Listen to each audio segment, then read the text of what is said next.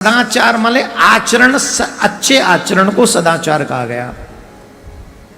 वर्ण अनुसार धर्म का पालन करने वाले को सदाचारी कहा गया। आजकल लोग धर्म के बताए हुए मार्ग पर चलने की बजाय स्वेच्छाचारणी है। जो मन करता है हम वही करेंगे, ये धर्म नहीं ये अधर्म है। मन से बड़ा शत्रु तुम्हारा कोई हो नहीं सकता। मन सिर्फ तुम्हें मारने के लिए तैयार है। मन तो कहता है जिसमें तुम्हें नुकसान हो और मुझे सुख मिले वही करो। मन की नहीं,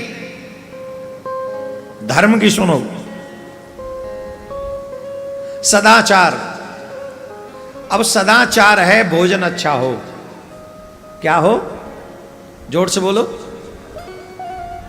भोजन शुद्ध होना चाहिए। बताइए भोजन की व्यवस्था क्या है हमारे घरों में, हमारे परिवारों में भोजन की व्यवस्था क्या है? सदाचार इसको कहते हैं। भोजन भी शुद्ध हो, पवित्र हो, अच्छा हो। बिना स्नान के भोजन न हो और बिना किसी को दिए भोजन न हो, ये सदाचार है। और बहुत सूक्ष्म में आप दे सकते हैं। इसका मैं एक उपाय बताता हूं। भोजन करने से पहले एक टुकड़ा या छोटा सा कण आपको पृथ्वी पे रख देना चाहिए। स्वयं ग्रहण करने की बजाय, स्वयं ग्रहण करने की बजाय पृथ्वी पे एक छोटा सा कण रख दें, टूक रख दें। और वो किसके लिए है? बोले वही देवताओं के लिए है, वही पितरों के लिए है, वही जीव पतंग कीट जो हैं उनके लिए है, जो भूले बिछटे हैं जिनको हम नहीं दे सकते हैं वो उनके लिए है। आप अनेक ऋणों से मुक्त हो जाते हैं जब आप भोजन करने से पहले एक भोजन का ग्रास आप पृथ्वी पर रख देते हैं, मात्र एक ग्रास। लेकिन मोस्टली लोग एक ग्रास भी पृथ्वी पर नहीं रखते, सीधा तोड़ा और मुंह में डाल लिया।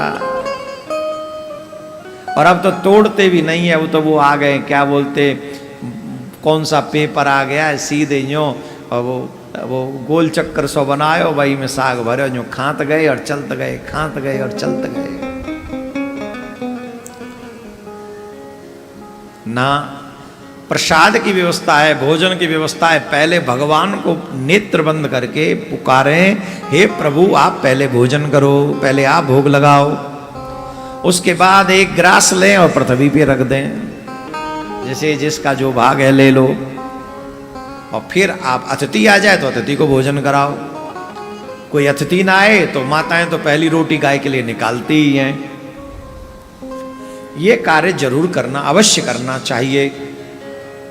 अब हम भोजन को सदाचार के विषय में हम इसलिए कह रहे हैं, भोजन का जो विषय है वो वेदों से जुड़ा हुआ विषय है, शास्त्रों से जुड़ा हुआ विषय है, सनातनी परंपराओं से जुड़ा हुआ विषय है। हमारे यहां जब माताएं बहन भोजन करने जाती हैं, भोजन बनाने जाती हैं, तो हमारे यहाँ की परंपराएं हैं कि पहले माताएं बहन स्नान करें, उसके बाद रसोई में जाएं। और ये नॉर्मल जीवन जीने वालों के लिए भी ये नियम है कि अभी हम पूजा करने नहीं जा रहे हैं, पाठ करने नहीं जा रहे हैं, कोई व्रत करने, यज्ञ करने, अनुष्ठान करने नहीं जा रहे हैं, सिर्फ जीवन जी भी रहे हैं। तो माताओं के लिए नियम बनाया गया है कि आप पहले स्नान करो, उसके बाद आप रसोई में जाओ। बोलो है कि नहीं हमारे घरों में? जवाब दो, जोर से बोलो, है कि नहीं? वेद कहते हैं आहार शुद्ध हो तो सत्य शुद्धि। आहार शुद्ध होगा तभी जीवन में सब कुछ शुद्ध होगा।